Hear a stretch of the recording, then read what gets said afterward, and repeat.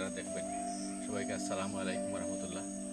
আমরা এখানে আইসি আপনার এটা যে দারাবর 6 নম্বর ওয়ার্ড আমরা ইউনিয়ন গোলাপগঞ্জ উপজেলার আজকে এটা আনাবাইয়ের বাড়িতে ঝুঁকিপূর্ণ এরিয়ায় আমরা আজকে আপনারা দেখা এইদিকে দেখবেন যে টান যে পাশে যে টিলা আছে অতিবৃষ্টির কারণে টিলা থেকে মাটি পড়ে আপনার বাড়ি ঘরের একটা অংশ প্রায় মাটির নিচে চাপা পড়ে গেছে এবং তার টোটাল গড়টা এখন চাপা পড়ার কারণে ওই মাটির প্রেশারের কারণে টোটাল গড়টাই নষ্ট হয়ে গেছে।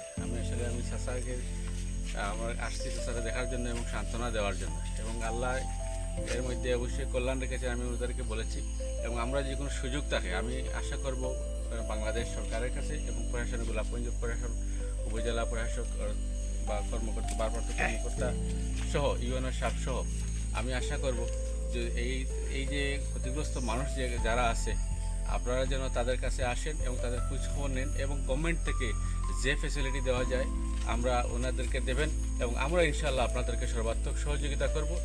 এবং শুধু ওনার আনাবাই বাড়িতে নয়, আমরা গেছিলাম একটু আগে ওই নিপুল দাদার বাড়িতে, সামাদ ভাইয়ের বাড়িতে, আরও অনেক কয়েকটা এই যে আমরা এখানে বেশিরভাগই টিলা বেষ্টিত এরিয়া এবং অনেক বাড়ি কিন্তু প্রায় অর্ধশত বাড়ি কিন্তু ক্ষতিগ্রস্ত হয়েছে।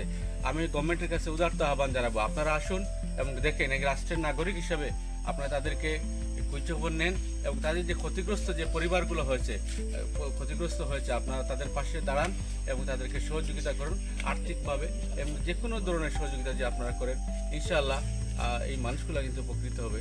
আমি এই চ্যানেলকে যারা আসছে আজকে এই অনুষ্ঠানটা আজকের এই লাইভটা করতেছে এবং রেকর্ডটা করতেছে আমি তাদেরকে ধন্যবাদ জানাচ্ছি এবং কৃতজ্ঞ জানাচ্ছি এবং মুবারকবাদ জানাচ্ছি। আর যারা এসেছেন আমাদের সাথে যারা দেখতে এসেছেন তাদেরকে সবাইকে মুবারকবাদ জানিয়ে আমার কথা শেষ করলাম। আসসালামু আলাইকুম রহমতুল্লাহি ওয়া বারাকাতুহু।